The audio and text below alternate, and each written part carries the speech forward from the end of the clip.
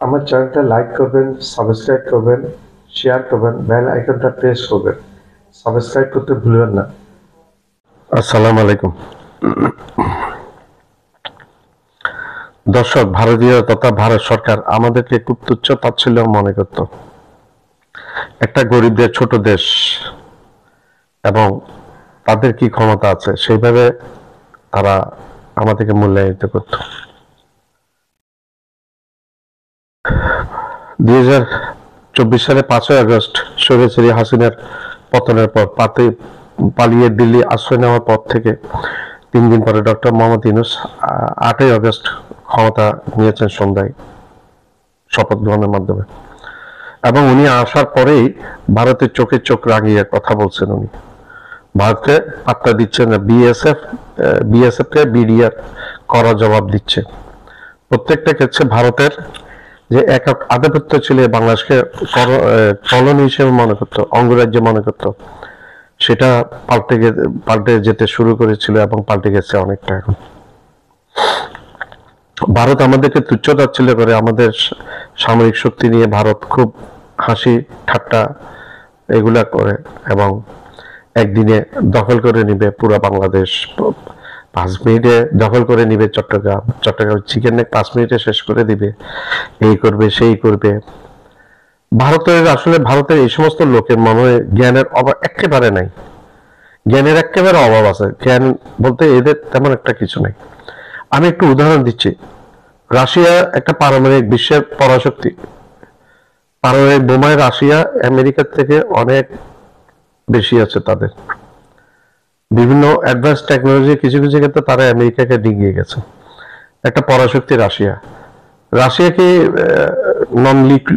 নন nuclear state ইউক্রেনকে এখনো পর্যন্ত কি পুরো দখল করতে পেরেছে? পারেনি। শুধু সেনাবাহিনী শক্তিশালী হলে হবে না, সামরিক বাহিনী শক্তিশালী হবে না। এটা একটা জ্বলন্ত প্রমাণ। সোভিয়েত ইউনিয়ন আফগানিস্তান দখল করেছিল, দখল করে রাখতে পারেনি। শেষমেশ সোভিয়েত ইউনিয়ন ভেঙে রাশিয়া হয়ে গেছে। আমেরিকা আফগানিস্তান দখল করেছিল, আমেরিকা পালিয়ে যেতে হয়েছে আমেরিকাকে। তার আগে সবার আগে ব্রিটিশরা আফগানিস্তান আক্রমণ করেছিল, পালিয়ে যেতে হয়েছে, টিকতে পারেনি। সবকিছু অস্ত্র এবং এগুলো দিয়ে সবকিছু হয় না। একটা ঐশ্বরিক একটা ব্যাপারও থাকে এখানে। তো বাংলাদেশে ভারত যদি বাংলাদেশে কোনোদিন আক্রমণ করে, আক্রমণ ঠিকই করবে, আমাদের ক্ষয়ক্ষতি করবে, কিন্তু এখান থেকে ডেড বডি হয়ে যেতে হবে বাংলাদেশের ভূখণ্ড এরকম। আর বাংলাদেশের মানুষ অনেক বেশি সাহসী মানুষ। 1971 সালের 9 মাসের যুদ্ধের অভিজ্ঞতা বাংলাদেশের মানুষের আছে, যেটা ভারতীয়দের পক্ষে নেই। ভারতীয় সেনাবাহিনীকে অনেকটা বলে নেশাগ্রস্ত সেনাবাহিনী। তারা মদ পান করে বেশি, তারা গোমূত্র খায়, গরুর গোবর দিয়ে, আমি দেখেছি গরুর গোবর দিয়ে সারা শরীরে লেপটায় তারা। এত নোংরা একটা বাহিনী, দেশ এবং দেশের বাহিনী। আমরা প্রস্রাব এখন পায়খানা, আমাদের ক্লিনিক্যালি ডাক্তারি ভাষায় কি বলে, প্রস্রাব পায়খানা গুলো আমাদের শরীরের বর্জ্য, শরীরের দূষিত পদার্থ গুলো বের করে দিচ্ছে প্রস্রাব এবং পায়খানার সাথে। আর সেই দূষিত পদার্থ গোমূত্রতে খাচ্ছে ভারতীয় সেনাবাহিনীরা। যা হোক, পাকিস্তানের সেনাবাহিনীর সাথে ভারতের সেনাবাহিনীর তুলনা করলে ধরা যায়, একটা হিসাব করা যায় যে পাকিস্তানের একজন সেনাবাহিনী ভারতের 10 জন সেনাবাহিনীর সমান কাজ করে। আমি সেদিকে আর গেলাম না। ভারত আমাদেরকে তুচ্ছ তাচ্ছিল্য করে এবং বিগত শেখ হাসিনা 15 বছর শাসন আমলে আমাদেরকে একটা ভালো ফাইটার প্লেন কিনতে দেয়নি, একটা ভালো যুদ্ধ জাহাজ কিনতে দেয়নি, সামরিক বাহিনী উন্নতি করতে দেয়নি। এ ভারত, শেখ হাসিনা ভারতের সহযোগী হিসেবে সেবাদাসী হয়ে ভারতের হুকুম তামিল করেছে। উনি বাংলাদেশের প্রধানমন্ত্রী ছিলেন, উনি ছিলেন ভারতের এই দেশের মুখ্যমন্ত্রী, ভারতের বাংলাদেশ বিষয়ক মুখ্যমন্ত্রী। এখন বাংলাদেশ ঘুরে দাঁড়িয়েছে। বাংলাদেশ ডক্টর ইউনূস সাহেব আসার পরে ভারতের চোখে চোখ রাঙিয়ে কথা বলছে, ভারতের সমানভাবে। এবং প্রত্যেকটা ক্ষেত্রে এই চাওয়ালা গোমূত্র পান করা মোদী, অশিক্ষিত মূর্খ মোদী, এই মূর্খ মোদী প্রত্যেকটা ক্ষেত্রে ডক্টর ইউনূসের চালে মার খেয়েছে। ডক্টর ইউনূসের সাথে বৈঠক করবে না, সেই বসার পরে আমেরিকাতে ডক্টর ইউনূস সাহেব বৈঠক করতে চেয়েছিলেন, সে বৈঠক না করে তাড়াতাড়ি এখান থেকে চলে এসছে দেশে। বাধ্য হয়ে তার চাকরিতে 5 মাস পরে ব্যাংককে বসতে হয়েছে তাকে সাইডলাইনে। এবং কিভাবে সে বসেছিল, বসার পরে কতক্ষণ পরে ডক্টর ইউনূস সাহেব আসছেন এবং সবাই উঠে দাঁড়িয়েছেন। আমরা সেই দৃশ্য দেখেছি। আমরা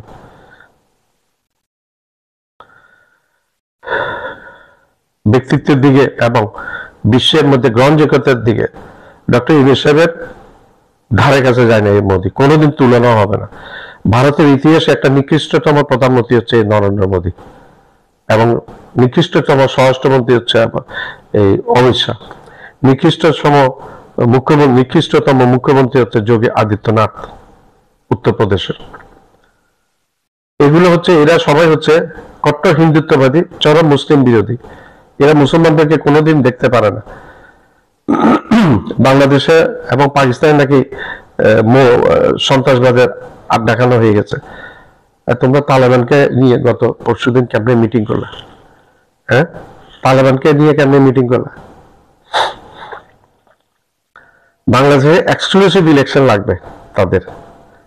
তারা চায় বাংলাদেশে ক্রেডিবল এক্সক্লুসিভ ইলেকশন হবে। তোদের চোখে আঙ্গুল দিয়ে দেখিয়ে দিচ্ছি আমি। এই শেখ হাসিনা 15 বছর ক্ষমতা, যে 3টে ইলেকশন হয়েছে, কোনটা এক্সক্লুসিভ হয়েছে? তোরাই শেখ হাসিনাকে ভুল পথে চালিত করেছিস তাকে ক্ষমতায় থাকার জন্য। প্রথমে দিনের ভোট রাতে হয়েছে, সেটাকে তোরা ম্যান্ডেট দিয়েছিস। সেটা কি ফ্রি ফেয়ার হয়েছে, এক্সক্লুসিভ হয়েছে? তারপরটা হয়েছে এই প্রক্সি, ভোট জালিয়াতি করে ইয়ে হয়েছে, সেটাকে তোরা ম্যান্ডেট দিয়েছিস। তারপরটা হচ্ছে ড্যামি ইলেকশন, সেটাকে তোরা স্বীকৃতি দিয়েছিস। তোদের স্বার্থে শেখ হাসিনা দেশকে বিক্রি করে, তাই তার প্রত্যেকটা কিছু তোদের ভালো লাগে। আর এখন তোদের ফ্রি ফেয়ার ক্রেডিবল ইলেকশন লাগবে বাংলাদেশে। আরে oil your own mind. Jaishankar, তুমি তোমার নিজের চরকায় তেল দাও। তুমি একটা পররাষ্ট্রমন্ত্রী, তুমি একটা জায়গায় তুমি কোনো ভালো একটা কিছু দেখাতে পারোনি। পাকিস্তানের সাথে ফেলিয়ার তোমরা। পাকিস্তানে কূটনৈতিক অনেক দুর্দর্শিতা পরিচয় দিয়েছে। এখন পাকিস্তানের সাথে অনেক দেশ আছে, তোমাদের সাথে কেউ নাই। এখন রাশিয়া পর্যন্ত পোল্টি নিয়েছে, তোমাদের সাথে থাকবে না। প্রতিবেশী একটা দেশে তোমাদের সাথে নেই। তোমরা বাংলাদেশে ফ্রি ফেয়ার ক্রেডিবল ইলেকশন মানো। Who are you to us to tell me that you need free fair? Are you the owner of Bangladesh? No, this people's republic of Bangladesh. This the people's republics of Bangladesh. Mind your own business. তুমি আমাদের এখানে credible election চাও, free fair election, credible election চাও। তোমার এই যে নরেন্দ্র মোদী জিতেছে, তোমার ইলেকশন নিয়ে রাহুল গান্ধী প্রশ্ন তুলেছে, মমতা ব্যানার্জি প্রশ্ন তুলেছে। রাহুল গান্ধী প্রমাণ করেছে ইলেকট্রনিক ইয়াতে কিভাবে তোমরা ভোট জালিয়াতি করে প্রধানমন্ত্রী হয়েছে। মমতা ব্যানার্জি বলেছে মোদী চোর, গদি চোর, মোদী চোর, বিজেপি চোর। এটা আমার কথা না, মমতা ব্যানার্জির কথা। মোদী চোর, গদি চোর, বিজেপি চোর। তোমরা আমাদেরকে গাইডলাইন দাও। দিয়েছো তো গাইডলাইন, 15 বছর আমরা দেখেছি। তোমরা বিনা শুল্কে চট্টগ্রাম বন্দর থেকে মাল এনে তোমরা কোনো চেক করতে দাও না, তোমাদের পশ্চিমবাংলায় নিয়ে গেছো। করিডোর চেয়েছে আমাদের ভিতর দিয়ে করিডোর। ভাগ্য ভালো এই হাসিনা পতন হয়নি, পতন হয়ে গেছে। পতন না হলে 1 বছর পরে তোমরা ঠিকই করিডোর নিতে, এবং ঢাকার মধ্যে বাংলাদেশের মাঝে বিশাল কয়েক ডিভিশন তোমাদের ভারতীয় সৈন্য তোমরা রেখে আধিপত্যবাদ কায়েম করতে পুরোপুরি। এখন তোমাদের ভয়, বাংলাদেশ একটু কোনো কিছু কিনলে, ফাইটার প্লেন কিনলে তোমাদের ভয়, এটা কিনলে তোমাদের ভয়। তোমরা তো পারমাণবিক বোমা নিয়ে বসে আছো। হ্যাঁ, তোমরা বিশ্বের মধ্যে চতুর্থ সামরিক শক্তি, সেভাবে তো বাংলাদেশ নাক গলায় না। তোমরা কি করেছো না করেছো? ছোট একটা দেশে এটা বিরুদ্ধে তোমাদের যত ষড়যন্ত্র। শেখ হাসিনাকে এখনো ক্ষমতায় বসাতে চাও, সে দিবা স্বপ্ন ভুলে যাও। দিনে জেগে জেগে স্বপ্ন দেখাটা ভুলে যাও, বাস্তবে আসো।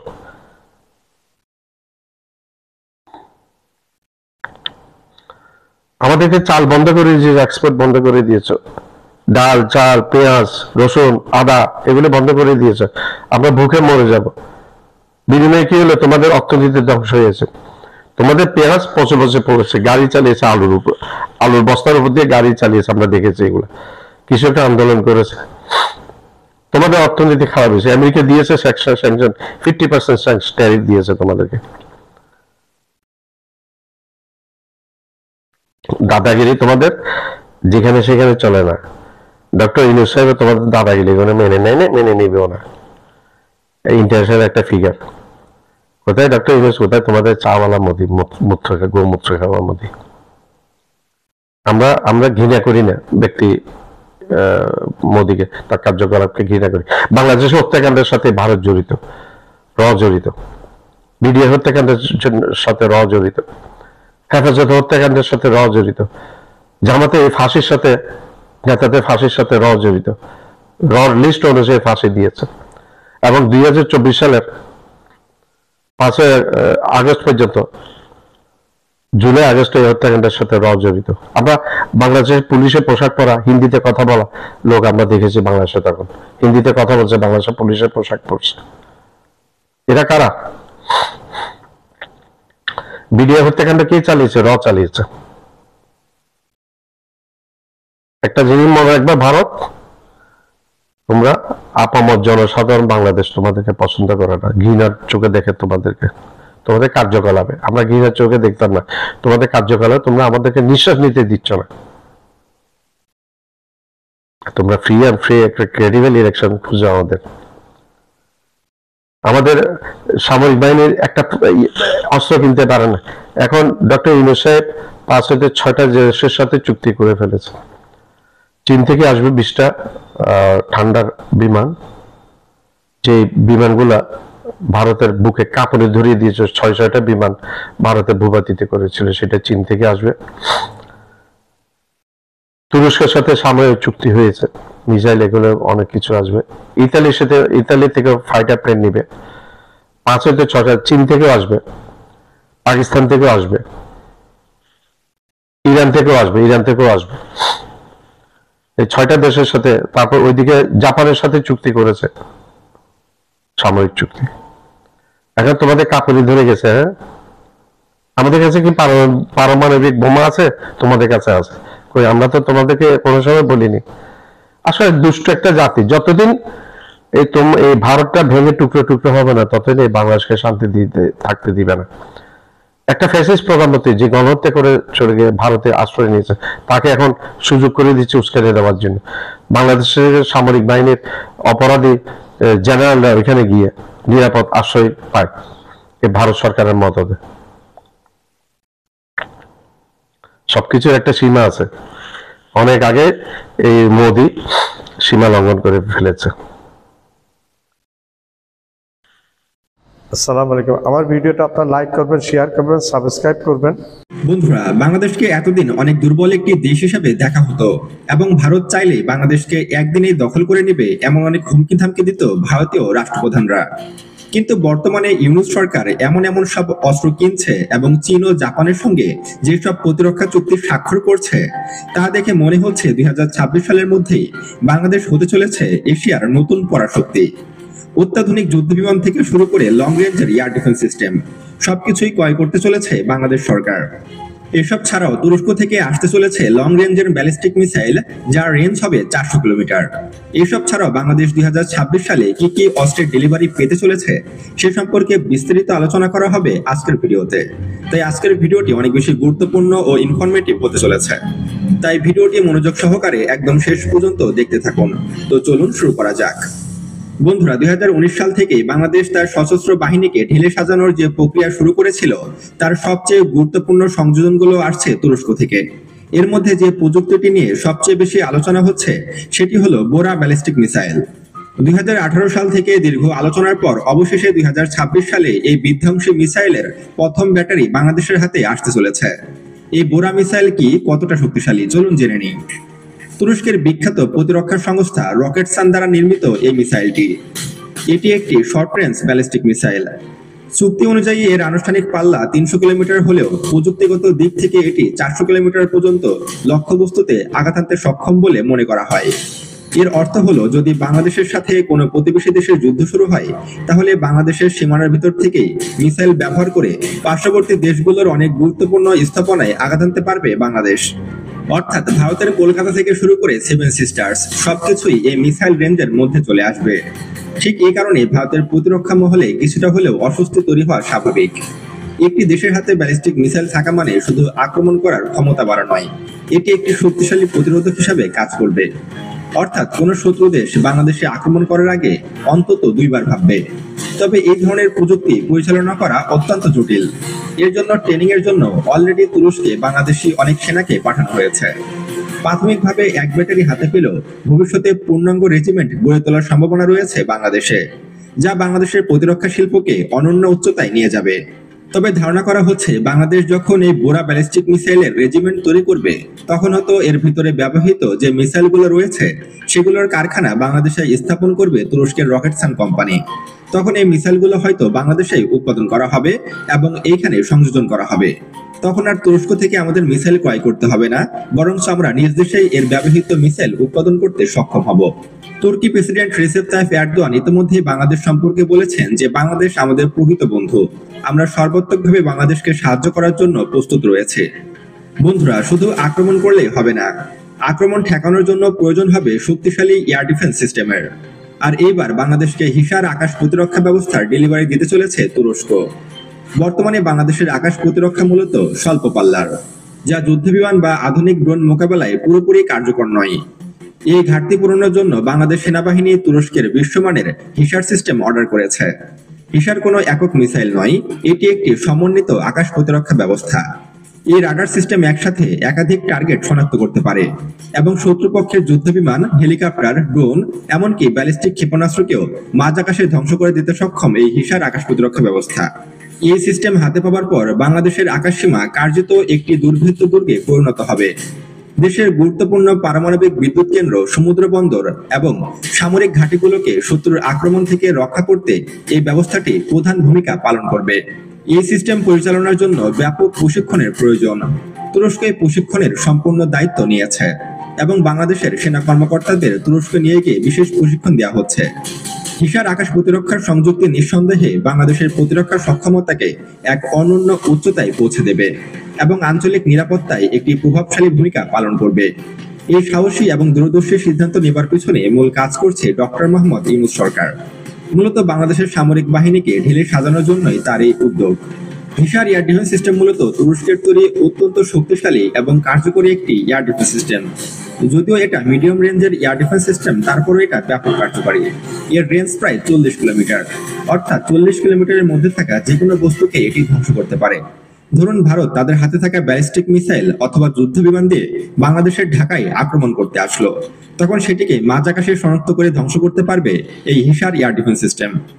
বর্তমানে এটি আর্মেনিয়া আজারবাইজান যুদ্ধে ব্যাপক গুরুত্বপূর্ণ ভূমিকা পালন করেছে, যার পর থেকে এই এয়ার ডিফেন্স সিস্টেমটি সারা পৃথিবীব্যাপী আলোচনায় এসেছে। বন্ধুরা, তুরস্ক যে শুধু বাংলাদেশকে মিসাইল ও এয়ার ডিফেন্স সিস্টেম দিচ্ছে তা কিন্তু নয়, এবার বাংলাদেশকে তুরস্ক দিতে চলেছে Bayraktar Akinci drone.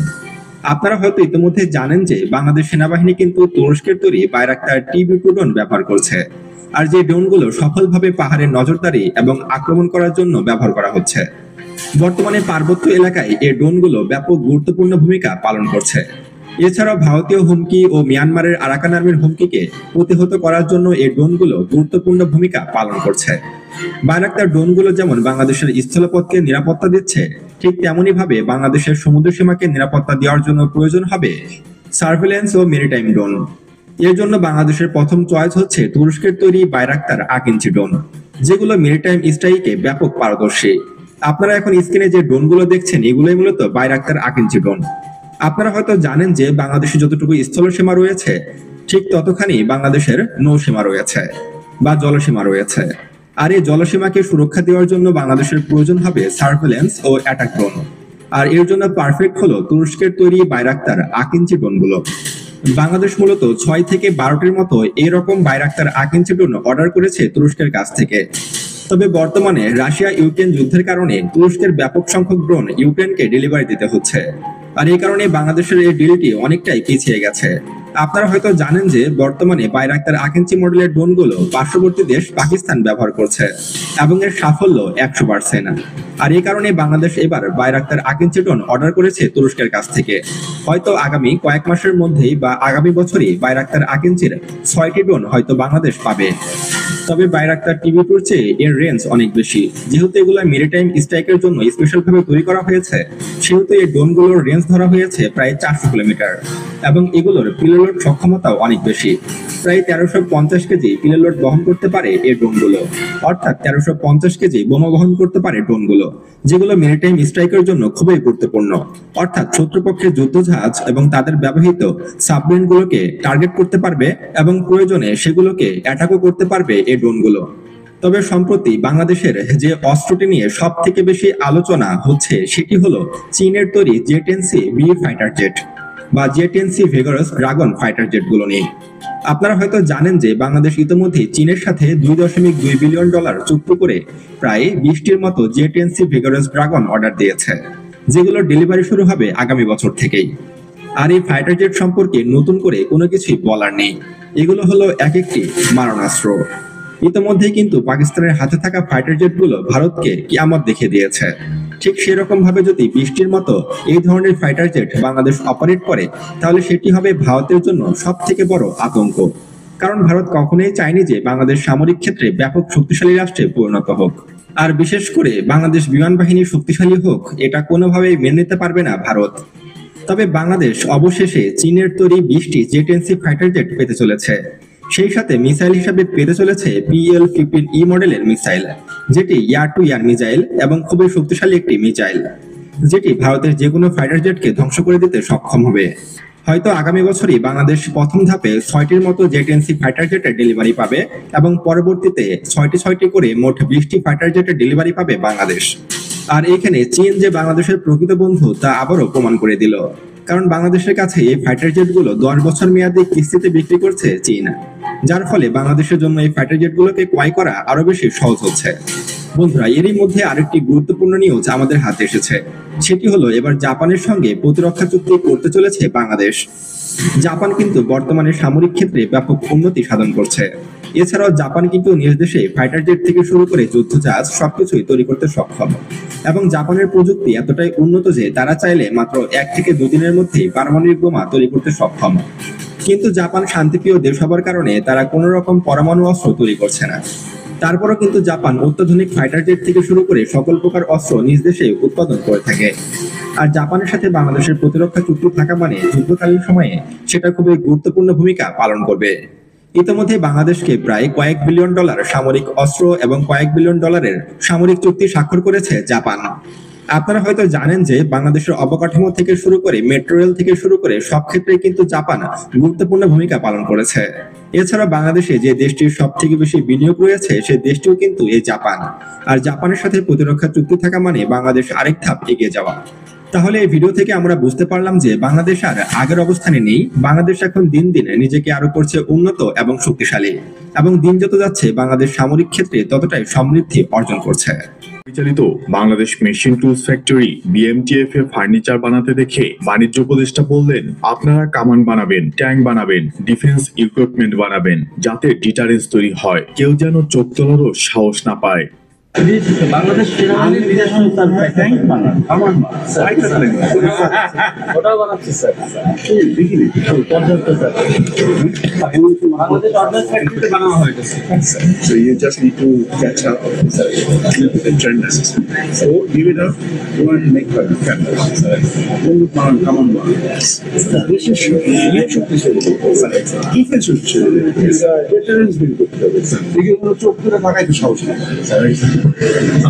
Thank you very much. Thank you. Keep it up. সত্যি কি বাংলাদেশের সামরিক শক্তি বৃদ্ধির জন্য উঠে পড়ে লেগেছে অন্তর্বর্তী সরকার? হ্যাঁ, বাহিনীর আধুনিকায়নে হয়তো বড় পদক্ষেপ নিচ্ছে অন্তর্বর্তী সরকার। এর মধ্যে গতকাল কালের কণ্ঠে একটা বোমা ফাটালো। ইতালির তৈরি ইউরোফাইটার টাইফুন, চীনের তৈরি জ্যাটান-সি এবং পাকিস্তানের থেকে জেফ-17 যুদ্ধবিমান কিনতে যাচ্ছে বাংলাদেশ। অর্থাৎ 3 মডেলের ফাইটার জেট একসাথে। সেই সঙ্গে তুরস্কের তৈরি অ্যাটাক হেলিকপ্টার ওড়ার অপেক্ষায় বাংলার আকাশে। 2027 সালের মধ্যে ইতালির কাছ থেকে 10টি 4.5 জেনারেশনের multirole combat aircraft Eurofighter typhoon এবং তুরস্কের কাছ থেকে 6টি T-129 অ্যাটাক হেলিকপ্টার কিনতে চায় বাংলাদেশ। এজন্য নীতিগত অনুমোদন এবং দুই দেশের সরকারের সমঝোতার মাধ্যমে চুক্তিপত্র চূড়ান্ত করতে বলা হয়েছে।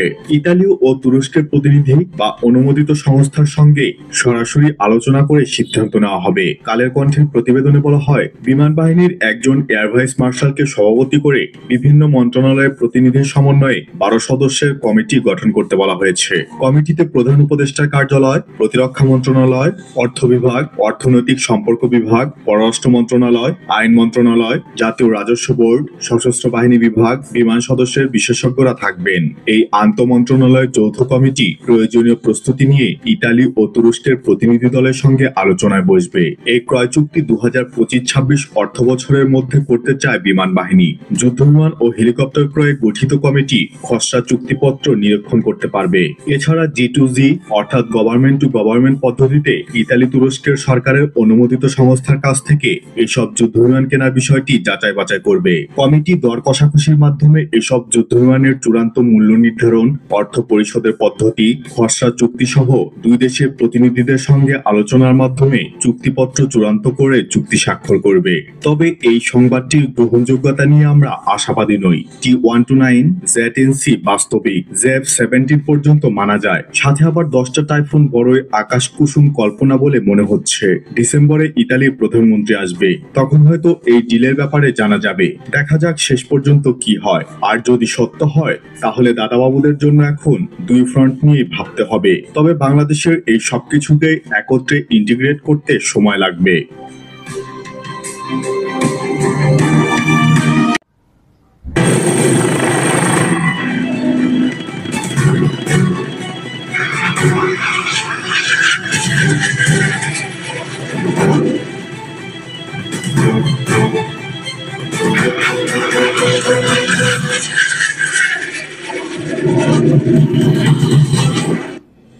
এবারে জানা গেছে বাংলাদেশ তার আকাশ সীমাকে সুরক্ষিত করতে এমন সব বিধ্বংসী যুদ্ধ বিমান এবং সমরাস্ত্র তার বহরে যুক্ত করতে চলেছে যা প্রতিপক্ষের বুকে কাঁপন ধরিয়ে দিয়েছে।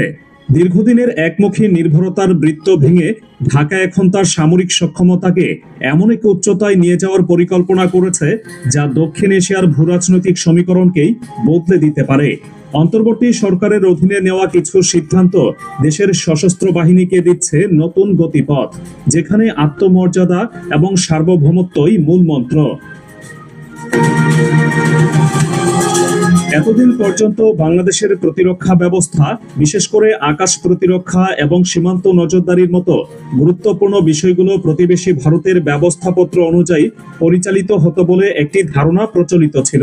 এর ফলে দেশের সশস্ত্র বাহিনীর আধুনিকায়নের গতি ছিল অত্যন্ত ধীর। তবে দেশের শাসন ব্যবস্থায় পরিবর্তনের সাথে সাথে সেই দৃশ্যপটে এসেছে আমূল পরিবর্তন। অন্তর্বর্তীকালীন সরকার দেশের প্রতিরক্ষা সক্ষমতাকে এমন এক নতুন উচ্চতায় নিয়ে যাওয়ার সিদ্ধান্ত নিয়েছে, যেখানে বাংলাদেশ যে কোনো প্রতিকূল পরিস্থিতিতে শত্রুর চোখে চোখ রেখে কথা বলার সাহস এবং শক্তি দুটোই অর্জন করবে। এই লক্ষ্যেই দেশের ভঙ্গুর প্রতিরক্ষা ব্যবস্থাকে শক্তিশালী করতে বাংলাদেশ বিমান বাহিনী গ্রহণ করেছে এক যুগান্তকারী পরিকল্পনা। এই মহাপরিকল্পনার অংশ হিসেবে বিশ্বের সেরা সমরাস্ত্র নির্মাতা দেশগুলোর দিকে হাত বাড়িয়েছে বাংলাদেশ। চীন, পাকিস্তান, তুরস্ক এবং ইউরোপীয় ইউনিয়নের অন্যতম সদস্য ইতালির মতো দেশ থেকে কেনা হচ্ছে সর্বাধুনিক প্রযুক্তির ফাইটার জেট এবং অ্যাটাক হেলিকপ্টার। সম্প্রতি প্রতিরক্ষা বিভাগ এই সংক্রান্ত একাধিক চুক্তি এবং নীতিগত অনুমোদনের চূড়ান্ত সিদ্ধান্ত নিয়েছে, যা দেশের প্রতিরক্ষা ইতিহাসে একটি মাইল ফলক হয়ে থাকবে।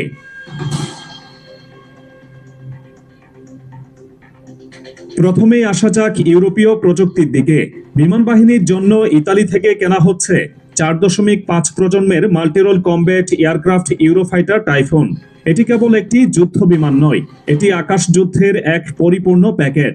যুক্তরাজ্য, জার্মানি, ইতালি এবং স্পেনের সম্মিলিত প্রচেষ্টায় তৈরি এই বিমানটি বর্তমানে বিশ্বের অন্যতম সেরা ফাইটার জেট হিসেবে পরিচিত। এর দুটি শক্তিশালী ইউরোজেট EJ-200 টার্বোফ্যান ইঞ্জিন এটিকে ঘন্টায় সর্বোচ্চ 2495 কিলোমিটার গতিতে ওড়ার ক্ষমতা দেয়, যা শব্দের গতির দ্বিগুণেরও বেশি। একবার জ্বালানি নিয়েই এটি একটানা 2900 কিলোমিটার পথ পাড়ি দিতে সক্ষম এবং সর্বোচ্চ 55,000 ফুট উচ্চতায় উঠতে পারে। এর সবচেয়ে বড় শক্তি হলো এর অত্যাধুনিক রাডার, সেন্সর এবং স্টিলথ প্রযুক্তি, যা শত্রুর রাডারকে ফাঁকি দিয়ে গভীরে প্রবেশ করতে সাহায্য করে। বাংলাদেশ বিমান বাহিনী 2027 সালের মধ্যে এমন 10টি ইউরোফাইটার টাইফুন নিজেদের বহরে যুক্ত করতে চায়। শুধু আকাশ থেকে আকাশে যুদ্ধের জন্য ফাইটার জেটই নয়, ভূমি পর্যায়ে শত্রুকে গুড়িয়ে দিতেও নেওয়া হচ্ছে প্রস্তুতি। আর এই ক্ষেত্রে বাংলাদেশের পছন্দ তুরস্কের তৈরি বিশ্বসেরা T-129 অ্যাটাক হেলিকপ্টার। এটি একটি 2 ইঞ্জিন এবং 2 আসন বিশিষ্ট মাল্টিপারপাস অ্যাটাক হেলিকপ্টার। উষ্ণ এবং প্রতিকূল আবহাওয়ায় দিনে কিংবা রাতে যে কোনো পরিস্থিতিতে আক্রমণ পরিচালনা এবং গোয়েন্দা তথ্য সংগ্রহের জন্য এটি এক কথায় অনবদ্য। এই হেলিকপ্টারটিতে একটি 20 মিলিমিটারের 3 ব্যারেল ঘূর্ণনশীল কামানের পাশাপাশি রয়েছে LUMTAS এবং CIRIT এর মতো গাইডেড মিসাইল। আকাশ থেকে আকাশে নিক্ষেপযোগ্য স্ট্রিঙ্গার ক্ষেপণাস্ত্র বহন করতে পারে এটি। বাংলাদেশ প্রাথমিকভাবে তুরস্ক থেকে এমন 6টি অ্যাটাক হেলিকপ্টার কেনার পরিকল্পনা করেছে। এই বিশাল কর্মযজ্ঞকে বাস্তবে রূপ দিতে বিমান বাহিনীর একজন এয়ার ভাইস মার্শালের নেতৃত্বে বিভিন্ন মন্ত্রণালয়ের প্রতিনিধিদের সমন্বয়ে একটি 12 সদস্যের উচ্চ পর্যায়ের কমিটি গঠন করা হয়েছে। এই যৌথ কমিটি ইতালি এবং তুরস্কের প্রতিনিধি দলের সাথে বসে চুক্তির প্রতিটি খুঁটিনাটি বিষয় চূড়ান্ত করবে। দর কষাকষির মাধ্যমে চূড়ান্ত মূল্য নির্ধারণ, অর্থ পরিশোধের পদ্ধতি, বিমান সংরক্ষণ, প্রশিক্ষণ, খুচরা যন্ত্রাংশ সরবরাহ সহ সব বিষয় পুঙ্খানুপুঙ্খভাবে নিরীক্ষা করে 2025-26 অর্থ বছরের মধ্যেই চুক্তি স্বাক্ষরের লক্ষ্যমাত্রা নির্ধারণ করা হয়েছে। সার্ফ এক্সেল ম্যাটিক লিকুইড এখন নতুন প্যাকে SPP টেকনোলজির সাথে, যা কঠিন শুকনো দাগ দূর করে মেশিনেই। ইউরোপ এবং তুরস্কের পাশাপাশি বাংলাদেশের পরীক্ষিত বন্ধু রাষ্ট্র চীনের কাছ থেকেও আসছে বিধ্বংসী সব সমরাস্ত্র। অন্তর্বর্তী সরকার চলতি বছরের এপ্রিলে প্রায় $220 কোটি অর্থাৎ বাংলাদেশি মুদ্রায় প্রায় 27,060 কোটি টাকা ব্যয়ে চীনের তৈরি 20টি J-10C মাল্টিরোল যুদ্ধ বিমান কেনার উদ্যোগ নিয়েছে। এই সিঙ্গেল ইঞ্জিনের ফাইটার জেটটি ভারতীয় রাফাল যুদ্ধ বিমানকে ভূপাতিত করার ঘটনায় বিশ্বজুড়ে আলোচনায় এসেছিল। এর সবচেয়ে বড় সুবিধা হলো এর অবিশ্বাস্য ম্যানুভারিং ক্ষমতা, যার মাধ্যমে এটি খুব সহজেই শত্রুপক্ষের বিমানকে ডগফাইটে পরাজিত করতে পারে।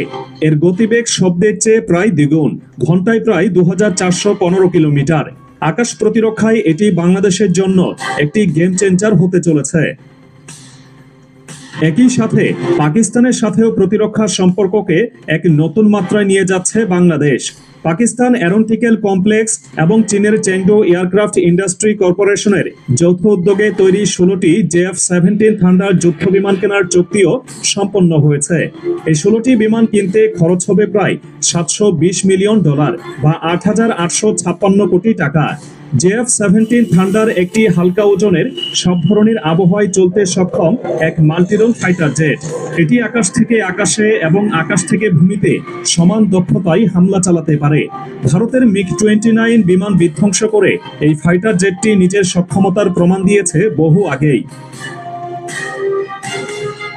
এই বিশাল পরিমাণ সমরাস্ত্র কেনা কেবল বিমান বাহিনীর আধুনিকায়ন নয়, এর পেছনে রয়েছে আরো গভীর বার্তা। যখন একটি দেশ তার আকাশ প্রতিরক্ষাকে এতটা শক্তিশালী করে তোলে, তখন তা তার সামগ্রিক সার্বভৌমত্বের প্রতীক হয়ে দাঁড়ায়। ইউরোফাইটার টাইফুনের অত্যাধুনিক পশ্চিমা প্রযুক্তি, J-10Cর মতো ভয়ঙ্কর এশিয়ান শক্তি এবং JF-17 থান্ডারের মতো পরীক্ষিত যুদ্ধ বিমানের মিশ্রণে বাংলাদেশ বিমান বাহিনী এই অঞ্চলে এক অপ্রতিরোধ্য শক্তিতে পরিণত হতে চলেছে। এই পদক্ষেপগুলো নিশ্চিতভাবে আঞ্চলিক শক্তির ভারসাম্যে বড় ধরনের প্রভাব ফেলবে। এতদিন ধরে বাংলাদেশকে যে দেশগুলো শুধুমাত্র তাদের ভূরাজনৈতিক পরিকল্পনার অংশ হিসেবে দেখত, তাদের এখন নতুন করে হিসাব কষতে হবে। বিশেষ করে ভারতের জন্য এটি একটি স্পষ্ট বার্তা। ঢাকার এই নতুন প্রতিরক্ষা নীতি প্রমাণ করে বাংলাদেশ এখন আর কোনো দেশের উপর নির্ভরশীল না থেকে নিজস্ব নিরাপত্তা বলয় তৈরি করতে সক্ষম এবং দৃঢ় প্রতিজ্ঞ। দেশের আকাশ সীমাকে সুরক্ষিত রাখতে এবং জাতীয় স্বার্থ রক্ষায় বাংলাদেশ যে কোনো পদক্ষেপ নিতে প্রস্তুত। এই সমরাস্ত্র ক্রয় তারই সুস্পষ্ট প্রতিফলন। এর মাধ্যমে বাংলাদেশ তার প্রতিবেশীদের জানিয়ে দিচ্ছে দেশের স্বাধীনতা ও সার্বভৌমত্ব নিয়ে কোনো ধরনের ছাড় দেওয়া হবে না। তাই ভয়ঙ্কর সব যুদ্ধ বিমান এবং হেলিকপ্টার কেবলই ইস্পাতের কাঠামো নয়, এগুলো বাংলাদেশের জনগণের আত্মবিশ্বাস এবং জাতীয় গর্বের প্রতীক। এর মাধ্যমে বাংলাদেশ আকাশসীমায় তার অধিকার প্রতিষ্ঠা করবে এবং নিশ্চিত করবে এক নিরাপদ ও শক্তিশালী ভবিষ্যৎ।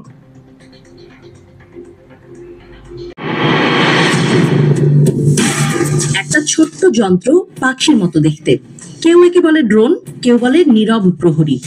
যুদ্ধের ময়দান থেকে সীমান্ত পাহারায় এই ক্ষুদ্র যন্ত্র এখন বিশ্ব রাজনীতির শক্তিশালী অস্ত্র।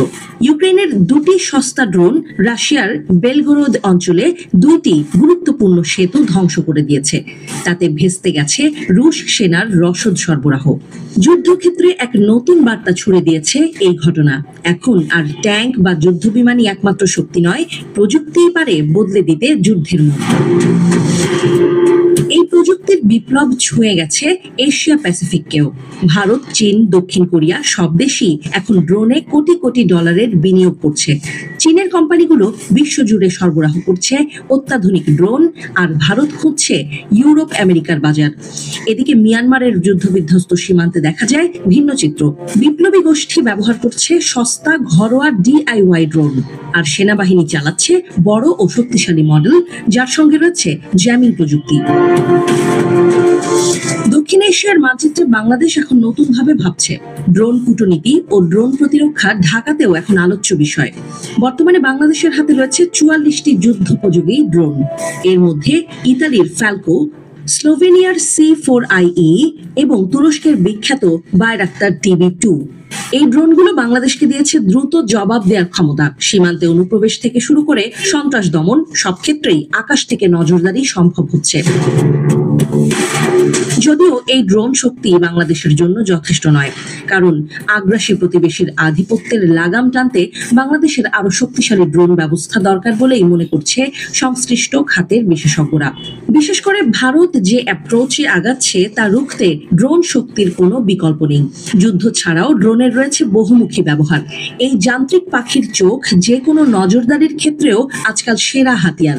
এমনকি ভর দুর্যোগেও ড্রোন হয়ে উঠতে পারে জীবন রক্ষাকারী সরঞ্জাম। শুধু সামরিক নয়, এই প্রযুক্তি ছড়িয়ে পড়েছে বেসামরিক খাতেও। কৃষি, টেলিকম, জ্বালানি, এমনকি বন বিভাগও এখন নির্ভর করছে আকাশের এই নীরব চোখের উপর। ড্রোন এখন জাতীয় নিরাপত্তার দাবার বোর্ডে এক নতুন রাজা। সীমান্ত পাহারা দিচ্ছে, নজরদারি করছে। বিভিন্ন সূত্র বলছে প্রতিরক্ষা খাতকে আরো শক্তপোক্ত করতে ড্রোন নিয়ে বেশ ভালোই ভাবছে ঢাকা। এমনকি নিজস্ব ড্রোন ও অ্যান্টি ড্রোন প্রযুক্তি কেনা ও উন্নয়নের সম্ভাবনা খতিয়ে দেখা হচ্ছে। লক্ষ্য হলো দেশেই তৈরি হবে বাংলাদেশের নিজস্ব ড্রোন। বঙ্গোপসাগর ঘিরেও চলছে ড্রোন পরিকল্পনা। হয়তো ভবিষ্যতে জাহাজ থেকেই উড্ডয়ন করবে বায়রাক্তার TB3, যা সমুদ্রপথে গুপ্তচর বৃত্তি ও নজরদারিতে যোগ করবে নতুন মাত্রা। তবে যেখানে ড্রোন, সেখানে অ্যান্টি ড্রোন প্রযুক্তিও অপরিহার্য। সৌদি আরবের আবকাইক তেল স্থাপনায় 2019 সালের ড্রোন হামলা যেমন দেখিয়েছে একটি সঠিক আঘাতেই থমকে যেতে পারে পুরো রাষ্ট্রের অর্থনীতি, তাই বাংলাদেশও গুরুত্ব দিচ্ছে অ্যান্টি ড্রোন সুরক্ষায়। অ্যান্টি ড্রোন প্রযুক্তি তুলনামূলক সস্তা কিন্তু অত্যন্ত কার্যকর। সীমান্ত নিরাপত্তা বাড়াতে আমাদের এটিতেও এখন অগ্রাধিকার দেওয়া উচিত বলে মনে করছেন বিশেষজ্ঞরা।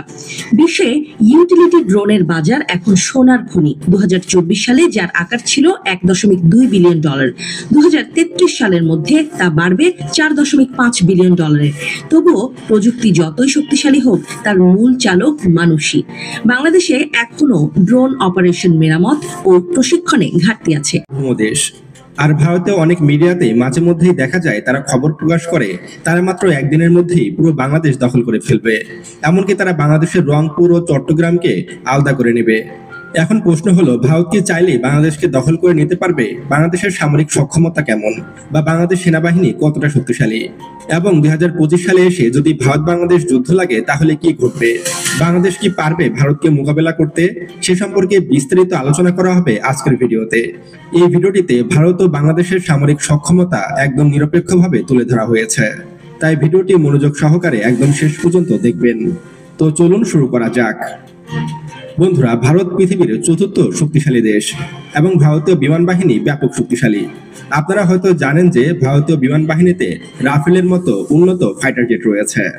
ভারতীয় বিমান বাহিনীতে 36টি রাফেল যুদ্ধ বিমান রয়েছে, যেগুলো ভারতীয় বিমান বাহিনীকে করেছে আরো বেশি শক্তিশালী। আর এই রাফেল যুদ্ধ বিমানই ভারতের সব থেকে উন্নত ফাইটার জেট।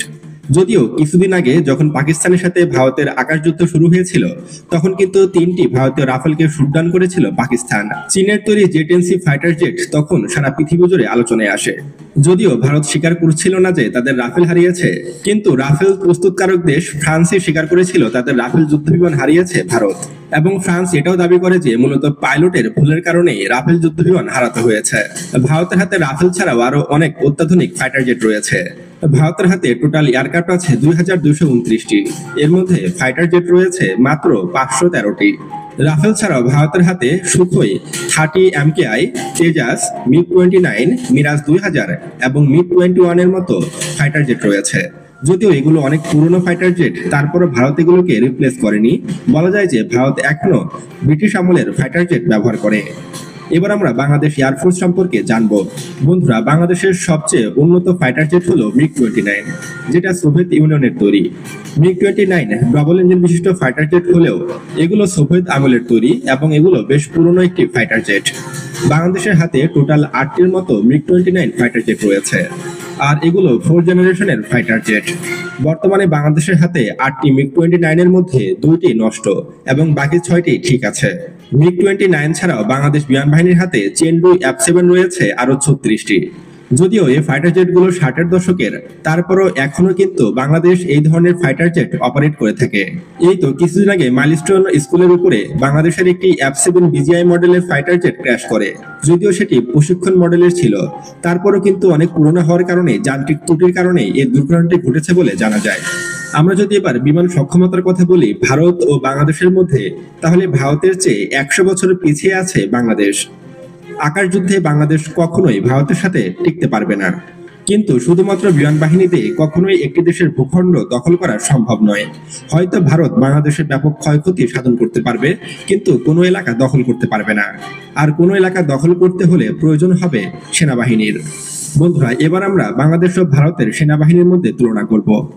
বন্ধুরা, পদাতিক বাহিনী বা সেনাবাহিনীর কথা বললে ভারতের চেয়ে বাংলাদেশ সেনাবাহিনী অনেক বেশি দক্ষ এবং শক্তিশালী। আপনারা হয়তো জানেন যে বাংলাদেশ সেনাবাহিনী ইতিমধ্যে জাতিসংঘ মিশনে অংশগ্রহণ করেছে এবং বিশ্বের 56টি দেশে বাংলাদেশ সেনাবাহিনী শান্তিরক্ষা মিশন পরিচালনা করেছে। এবং ভারতীয় সেনাবাহিনীর দক্ষতা অনেক দুর্বল। ভারতীয় সেনাবাহিনীর ক্ষমতা নেই বাংলাদেশ সেনাবাহিনীকে মোকাবেলা করার। সামান্য বাংলাদেশ বর্ডার গার্ড বিজেপির হাতেই মাঝে মধ্যে মার খায় ভারতীয় বর্ডার গার্ড। বর্তমানে ভারতীয় সেনাবাহিনীতে টোটাল 14,55,550 জন অ্যাক্টিভ সৈন্য রয়েছে, যা চীনের পরে দ্বিতীয় বৃহত্তম সেনাবাহিনী।